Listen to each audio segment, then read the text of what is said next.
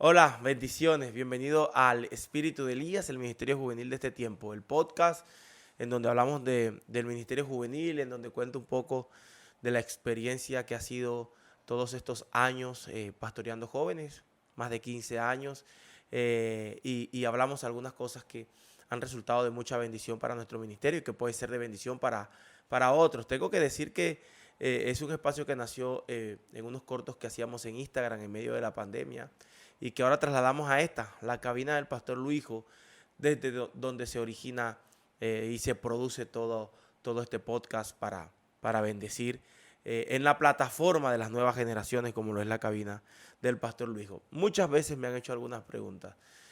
Sé que más allá de brindar estrategias, porque a veces la gente busca estrategias para su ministerio juvenil, creo que lo más importante es que podamos transmitir algunos fundamentos importantes y necesarios para los jóvenes de este tiempo. Y una de las preguntas siempre ha sido, ¿cómo hacemos para no luchar tanto con los jóvenes? Para que asistan más seguido, para que crezcan más, para que se desarrollen más. En esta ocasión tengo que responder así. Debemos enseñarles a amar a Dios. Si nosotros enseñamos a que los jóvenes amen a Dios, todo va a ser más fácil.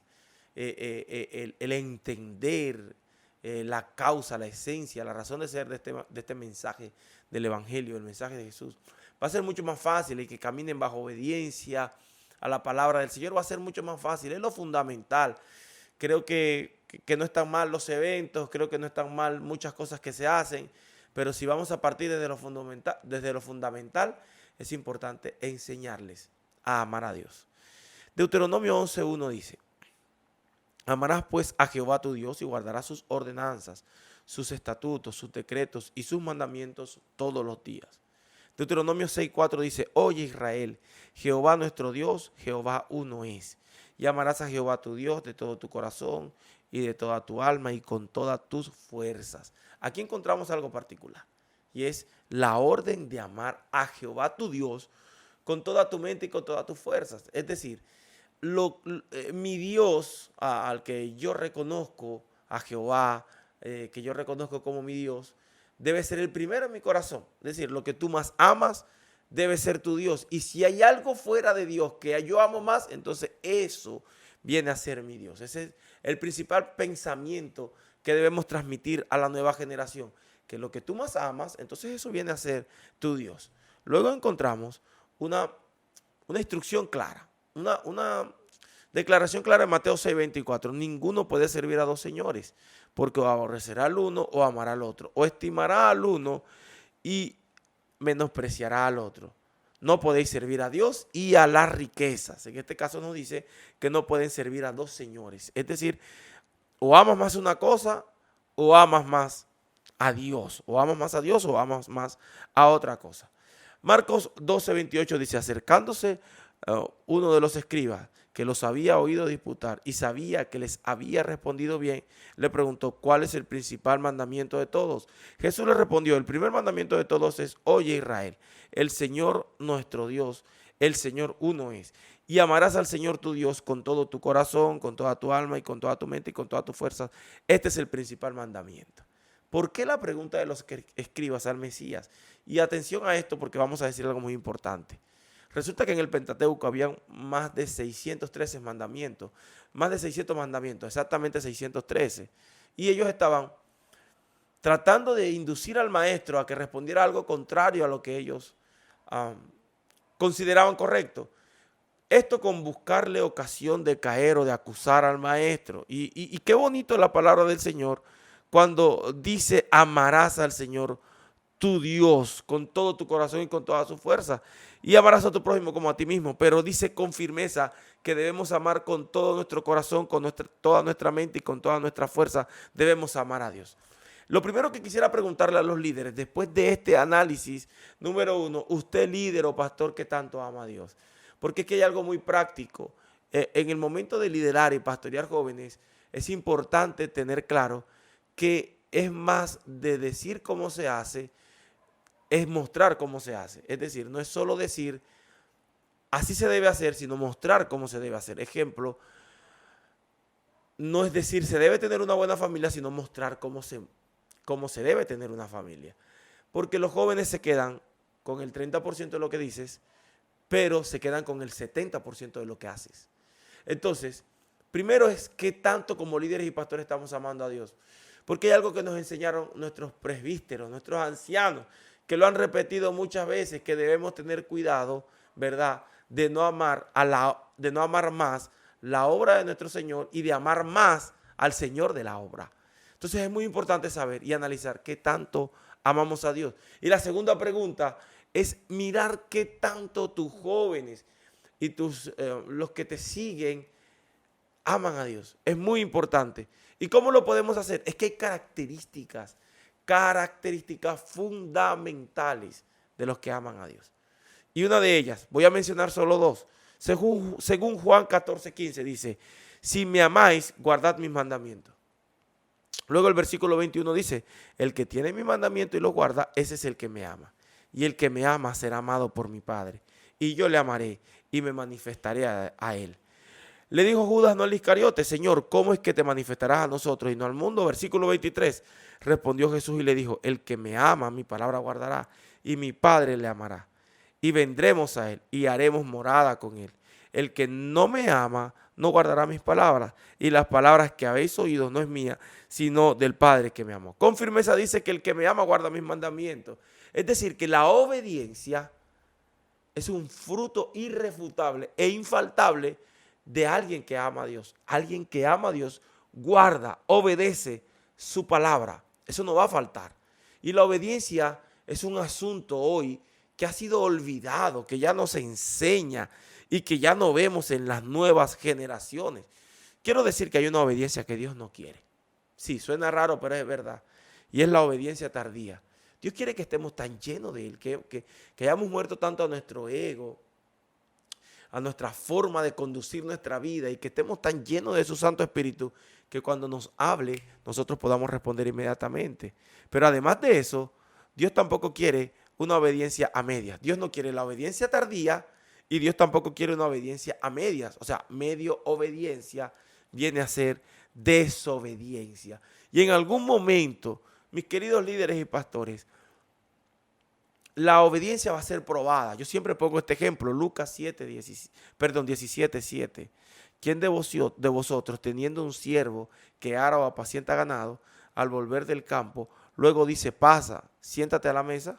No le dices más bien, prepárame la cena, cíñete y sírveme hasta que haya comido y bebido, y después de esto come y bebe tú. ¿Acaso da gracias al siervo porque hizo lo que se le había mandado?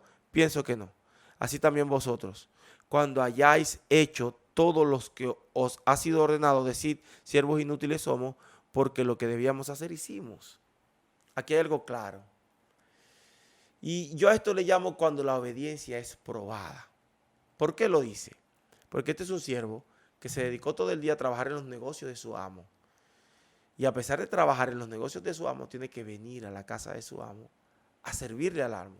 Tiene que ceñirse, tiene que servirle y hasta que no ha terminado la tarea y hasta que no termina todo lo que le es asignado, es que él se va a dedicar una vez terminado eso, a servirse él, a comer él. Y esto es importante tenerlo en cuenta, que todos lo tengan en cuenta, porque puede que sea un día difícil, pero a pesar de eso debe llegar a seguir sirviendo a su amo. Y a nosotros todos nos va a pasar algo así. En algún momento nos va a pasar algo así. ¿Por qué lo dice, pastor? Lo digo porque hay días en que las circunstancias no están para una demanda. Tuvimos un día difícil o hay circunstancias que estamos viviendo que nos tienen nuestra mente absorbida y vamos a llegar a un momento en que la obediencia va a ser probada, en el que Dios va a demandar algo, en lo que puede que no sea el mejor escenario para una demanda.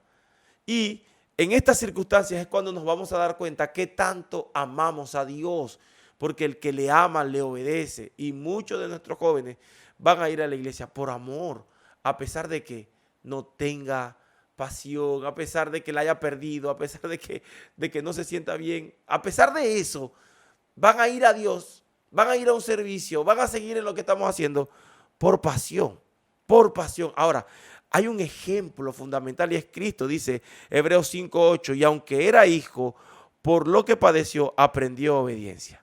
Por lo que era hijo, perdón, y aunque era hijo, por lo que padeció, aprendió obediencia.